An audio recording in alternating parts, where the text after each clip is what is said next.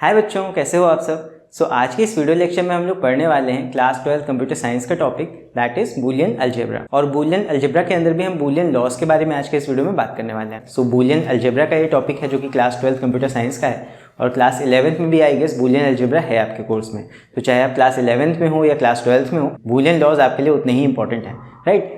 Boolean loss क्या होते हैं? एक्चुअली बूलियन अलजेब्रा बहुत ही वास्ट टॉपिक है, तो हम सारा कुछ तो डिस्कस नहीं करेंगे इस वीडियो में। अगर आप लोग कमेंट में लिखोगे तो मैं उसके ऊपर एक अलग से वीडियो बना दूंगा कि बूलियन अलजेब्रा क्या है और उसके ऊपर बाकी सारा कुछ। बट आई गेस मैंने एक वीडियो उसके ऊपर ऑलरेडी बनाया है, आप मेरे उन वीडियोस को जाके भी चेकआउट कर सकते हो। आई होप मोस्टली उसमें टॉपिक्स कवर्ड हैं, बट अगर कोई चीज़ रह गई है तो आप मुझे कमेंट में लिख के बोल देना, मैं उस पर वीडियो ज़रूर से बना दूंगा। और बाकी इस वीडियो में हम लोग बूलियन लॉस के बारे में बात करेंगे। अभी बूलियन लॉज हैं क्या? बेसिकली जैसे आप मैथ्स में करते हो, मैथ्स में आपकी अलजेब्रा होती है। जैसे कि मैथ्स में आपको काफ़ी सारे एक्सप्रेशंस दिए होते हैं, अब आपको उन एक्सप्रेशंस को सॉल्व करना होता है यूजिंग मैथमेटिकल रूल्स। तो वहाँ पे आप मैथ्स के रूल्स का इस्तेमाल करते हो, राइट, उन एक्सप्रेशन को सॉल्व करने के लिए। अब कंप्यूटर्स में क्या है, कंप्यूटर्स में बस थोड़ा सा रूल्स चेंज है। यहाँ पे आ जाता है बूलियन अलजेब्रा, मतलब ऐसा अलजेब्रा, अलजेब्रा का मतलब होता है यूजिंग वेरिएबल्स। आप कोई चीज़ सॉल्व करो या फिर आप वेरिएबल्स का यूज़ करके जो मैथमेटिक्स करते हो उसको अलजेब्रा कहते हैं, राइट। सो यहाँ बूलियन अलजेब्रा का मतलब ये है कि यहाँ पे आप जो वेरिएबल्स यूज़ करोगे वो बूलियन होंगे। यानी कि फॉर एग्जाम्पल जैसे मैथ्स में आप कोई वेरिएबल यूज़ करते हो ABC, वहाँ पे ABC का कोई भी वैल्यू हो सकता है, राइट। लेकिन कंप्यूटर साइंस में ऐसा नहीं है। कंप्यूटर साइंस में क्या होता है, जैसे मान लो आपने कोई वेरिएबल लिया x और उस x में अगर आप कोई वैल्यू पुट करोगे तो आप सिर्फ 0 और 1 पुट कर सकते हो। यही मतलब है बूलियन का। बूलियन का मतलब जो भी आप वेरिएबल यूज़ करोगे उसके अंदर सिर्फ 2 वैल्यूज़ आ सकती हैं, या 0 या फिर 1, या फिर अदर वर्ड्स में आप अगर बोलो तो उसको हम कहते हैं या तो उसमें ट्रू आ सकता है, या तो उसकी वैल्यू ट्रू हो सकती है, या फिर फॉल्स हो सकती है। यही है बूलियन अलजेब्रा। और ज़्यादा टाइम ना वेस्ट करते हुए अभी हम लोग वीडियो को स्टार्ट करते हैं और यहाँ पे मैं आपको बताता हूँ कौन कौन से बूलियन लॉज होते हैं जो कि आपको पढ़ने हैं। और उन्हीं लॉज की हेल्प से, बेसिकली लॉज पढ़ रहे हो तो क्यों पढ़ रहे हो, लॉज इसलिए पढ़े जाते हैं ताकि आप उन बूलियन एक्सप्रेशंस को सिंप्लीफाई कर सको। आपके 2 तरीके होते हैं बूलियन एक्सप्रेशंस को सिंप्लीफाई करने के लिए। एक तो होता है आपका ग्राफिकल मेथड, यानी कि के मैप्स का यूज करके आप बूलियन एक्सप्रेशंस को सिंप्लीफाई कर सकते हो। वो मैंने इन 2 वीडियो से बताया है, एक सॉप एक्सप्रेशन को, एक पॉस एक्सप्रेशन को सिंप्लीफाई करने का तरीका। तो आप इन वीडियोस को जाके चेकआउट कर लेना अगर आपको ग्राफिकल मेथड देखना है तो। और दूसरा आपका मेथड होता है यूजिंग बूलियन लॉस। लॉज की हेल्प से, लाइन बाय लाइन आप कैसे लॉज की हेल्प से अपने एक्सप्रेशन को सिंप्लीफाई कर सकते हो, ये हम आज के इस वीडियो में सीखेंगे। तो पहले हम लॉज को देखेंगे, तो फर्स्ट हमारा हो जाएगा बूलियन लॉज क्या होते हैं, और उसके बाद हम लोग ये देखेंगे कि बूलियन लॉज की हेल्प से हम क्वेश्चंस को कैसे सॉल्व करते हैं। तो चलो अब इस वीडियो को स्टार्ट करते हैं।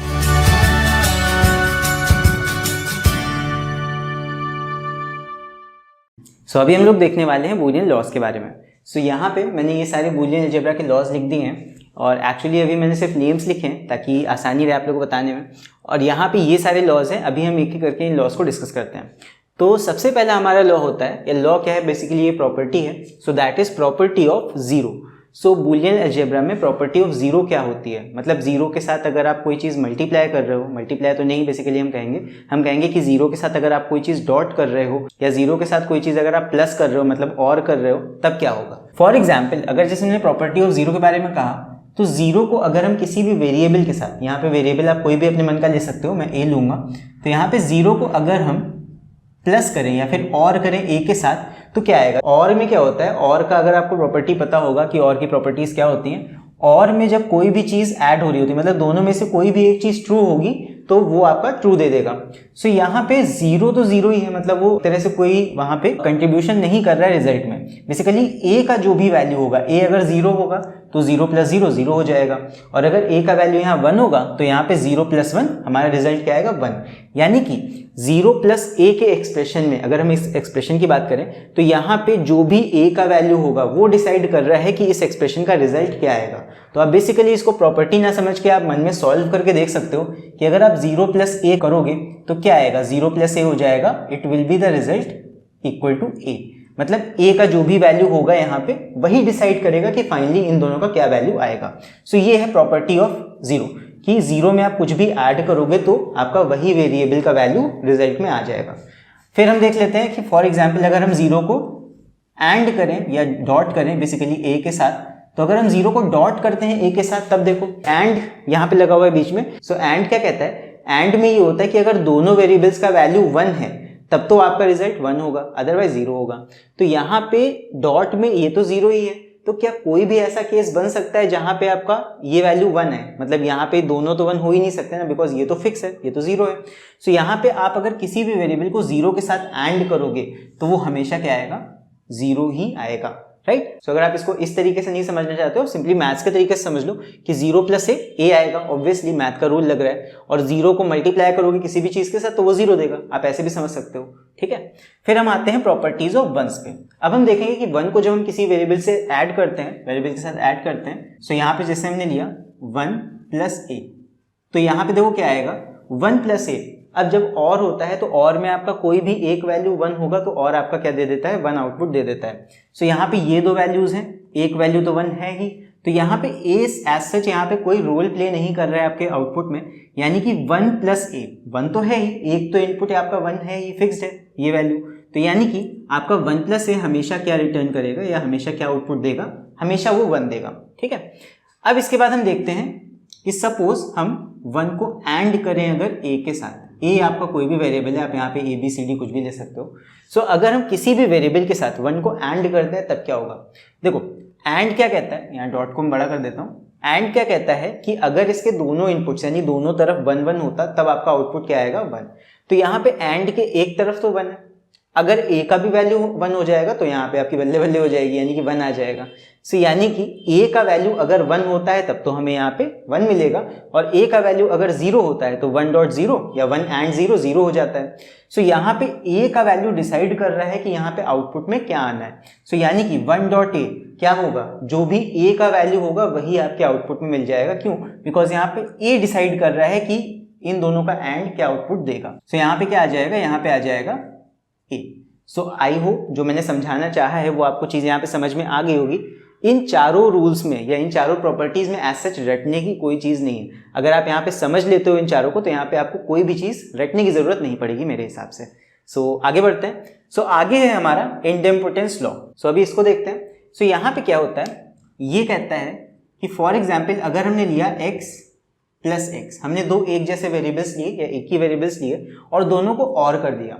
सो इन दोनों का और, देखो एक ही वेरिएबल है, ठीक है, तो इन दोनों का और करोगे तो ऑब्वियसली जो भी x का वैल्यू होगा यहाँ पे वही x का वैल्यू यहाँ पे होगा। तो x अगर 0 होगा तो यहाँ भी 0 होगा, 1 होगा तो यहाँ भी 1 होगा।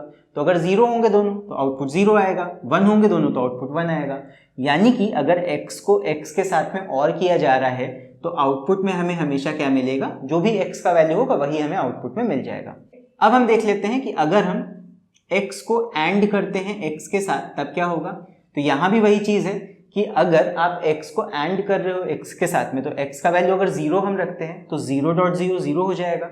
अगर x का वैल्यू 1 रखते हैं तो 1.1 1 हो जाएगा। यानी कि हम जो भी वैल्यू x के अंदर रख रहे हैं वही वैल्यू हमें आउटपुट में मिल रहा है। दैट मीन्स x.x भी क्या हो जाएगा, x ही हो जाएगा। सो आई होप ये भी चीज़ समझ गए होगे। सीधे सीधे याद करना है तो ऐसे भी याद कर सकते हो कि x में x ऐड करोगे तब भी x आएगा और x में x मल्टीप्लाई करोगे या डॉट करोगे तब भी आपका x ही आएगा। सो ये भी सिंपल है इंडेम्पोटेंस लॉ। सो ये भी कहीं कहीं पे यूज होता है जब आप बूलियन एक्सप्रेशंस को सॉल्व करोगे या सिंप्लीफाई करोगे तब इसका भी काफ़ी यूज होता है, तो इसको समझ लेना अच्छे से। फिर इसके बाद आते हैं इन्वोल्यूशन लॉ पे। अब इन्वोल्यूशन लॉ क्या होता है, ये बेसिकली कॉम्प्लीमेंट के ऊपर लगता है। सो यहाँ पे ये कहता है कि फॉर एग्जाम्पल अगर हमने कोई वेरिएबल लिया और उसके ऊपर एक कॉम्प्लीमेंट किया और फिर से एक और कॉम्प्लीमेंट कर दिया। सो अगर हम एक के बाद एक उसी वेरिएबल पे दो कॉम्प्लीमेंट्स एक के बाद एक कर देते हैं सो ये दोनों कॉम्प्लीमेंट्स आपस में कैंसिल हो जाते हैं और हमें फाइनली क्या मिलता है, वही वेरिएबल मिल जाता है। सो ये है इन्वोल्यूशन लॉ।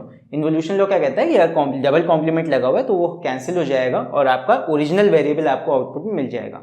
चल आगे बढ़ते हैं फिफ्थ लॉ पे, दैट इज कॉम्प्लीमेंट्री लॉ। सो इसको देखते हैं। सो कॉम्प्लीमेंट्री लॉ ये कहता है कि अगर आपने कोई वेरिएबल लिया और उसमें उसी वेरिएबल का कॉम्प्लीमेंट ऐड कर दिया तो ये क्या आउटपुट देगा।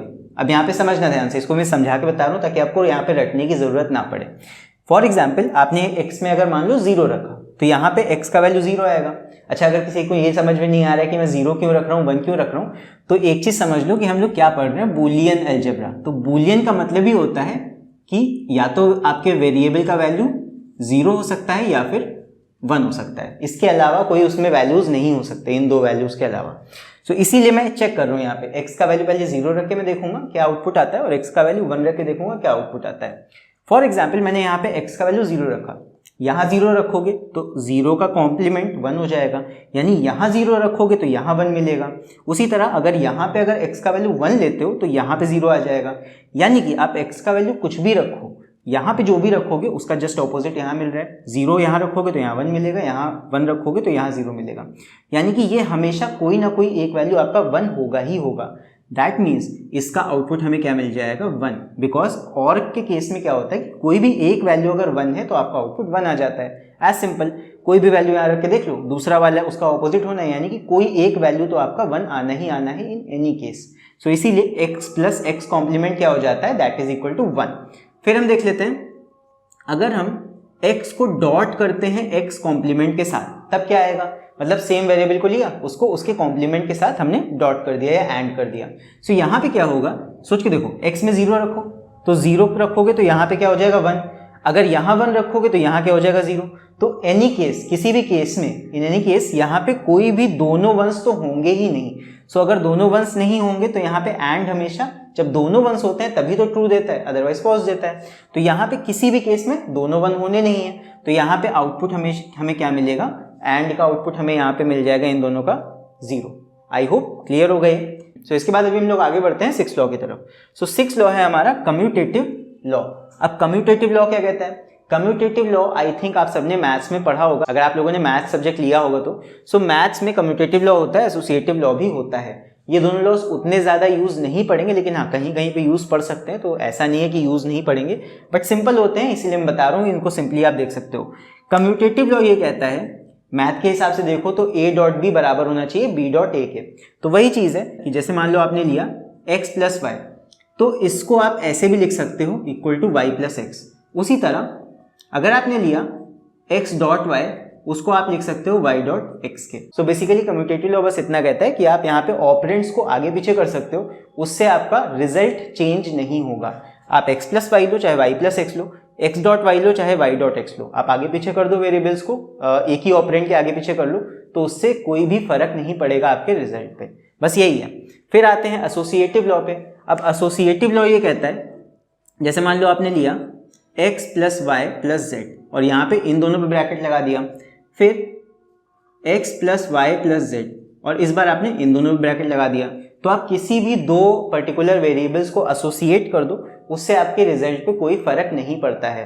तो एसोसिएटिव लॉ भी आपका एक तरह का बूलियन अलजेब्रा का लॉ है, ये भी आप यूज़ कर सकते हो, बट एज सच इसका कोई खास यूज़ नहीं पड़ेगा मेरे हिसाब से।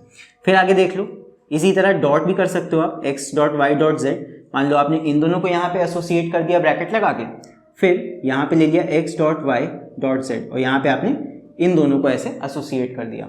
सो यही है, सिंपल लॉज हैं, मैथ्स के लॉज हैं ये दोनों, तो इन पे एज सच आपको फोकस करने की ज़रूरत नहीं है। बेसिकली ये वाला लॉ, इन्वोल्यूशन लॉ ज़्यादा इंपॉर्टेंट है, और इंडेम्पोटेंस लॉ ये भी इंपॉर्टेंट है, और properties of zero and ones थोड़ा थोड़ा इंपॉर्टेंट मैं कह सकता हूँ। फिर अब हम आते हैं आगे इस तरफ। आप चाहो तो इसका स्क्रीनशॉट ले लो, अगर आप नोट्स बना रहे हो तो इनको नोट्स बना के आप लिख सकते हो कॉपी पे। अब इसके बाद हम लोग इन लॉज पे आते हैं।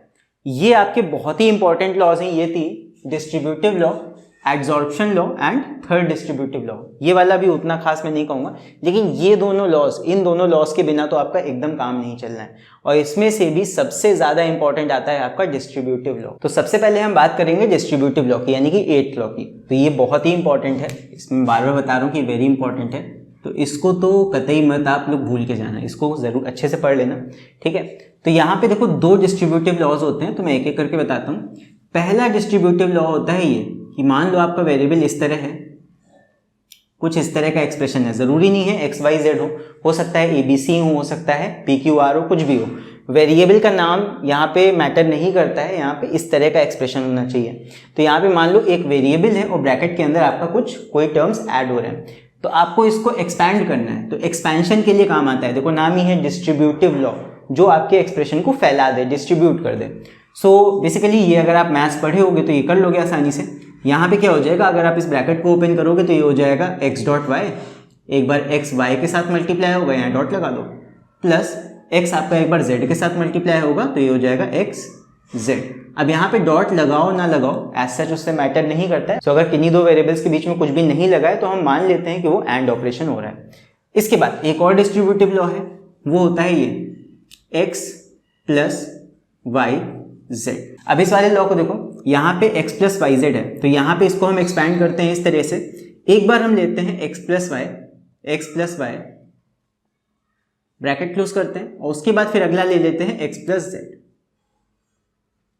अब इसका भी आपका पूरा डेरिवेशन है, लेकिन डेरिवेशन में पढ़ने की जरूरत नहीं है, आप इसको सीधे सीधे देख सकते हो। ये आपका दूसरा डिस्ट्रीब्यूटिव लॉ है, x प्लस वाई जेड। इस तरह का एक्सप्रेशन, मैं फिर से दोहरा रहा हूँ, जरूरी नहीं है x वाई जेड ही हो, आपका पी क्यू आर हो सकता है, ABC हो सकता है, बट इस टाइप का एक्सप्रेशन, एक वेरिएबल प्लस दो वेरिएबल्स आपस में मल्टीप्लाई या एंड हो रहे हो, मल्टीप्लाई बोल रहा हूँ बार बार, एंड हो रहे हो यहाँ पे, तो इस टाइप का एक्सप्रेशन अगर आपको मिलता है तो आप उसको एक्सपैंड करोगे कैसे? आप पहले x प्लस वाई करोगे एक ब्रैकेट में, फिर अगले ब्रैकेट में कर दोगे x प्लस जेड। इसका रिजल्ट ये हो जाएगा। ये कहाँ काम आएगा? ये जब आप बूलियन एक्सप्रेशंस को सिंप्लीफाई करोगे वहां पे काम आएगा। और ये वाला, इन दोनों में से भी ये वाला आपको खासकर याद रखना है। क्यों? बिकॉज ये वाला तो आप सिंपली मैथ की हेल्प से एक्सपैंड कर सकते हो एक ही लाइन में, लेकिन इसका आप डेरिवेशन वहां बैठ के पूरा नहीं करोगे। इसको आपको सीधे सीधे यूज करना है, जहां पे भी इस तरह आपका एक्सप्रेशन दिया हो आप उसको ऐसे बना के लिख देना, ठीक है। इसके बाद हम लोग आते हैं आगे, जो कि है एडजॉर्प्शन लॉ। एडजॉर्प्शन लॉ क्या होता है? देखो, जैसे मान लो ये भी दो तरह के लॉज हैं इसमें, तो यहाँ पे जैसे मान लो हमारे पास है x प्लस एक्स वाई, जैसे मान लो इस तरह का एक्सप्रेशन हमारे पास है, तो ये बेसिकली डिस्ट्रीब्यूटिव लॉ से ही बना है, इससे भी आप निकाल सकते हो, लेकिन निकालने की जरूरत नहीं है, क्यों फालतू में वहाँ टाइम वेस्ट करोगे। तो एडजॉर्प्शन लॉ बेसिकली ये कहता है कि अगर आप ऐसे एक्सप्रेशन को ही देखोगे तो इसका रिजल्ट सीधे सीधे क्या हो जाएगा? x, ठीक है। अब ऐसा क्यों है अभी समझ में आ जाएगा।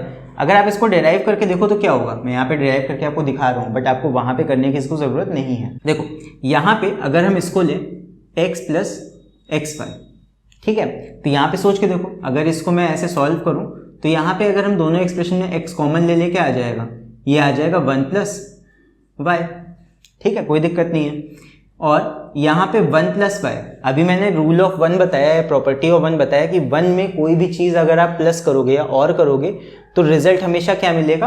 1 मिलेगा, ठीक है। तो यहाँ पे क्या हो जाएगा, ये ब्रैकेट यानी 1 प्लस वाई को सॉल्व करोगे तो ये तो मिल जाएगा 1, और ये ब्रैकेट x के साथ क्या हो रहा है? एंड हो रहा है, तो यहाँ मैंने एंड कर दिया, सो x डॉट 1 मिल रहा है, ठीक।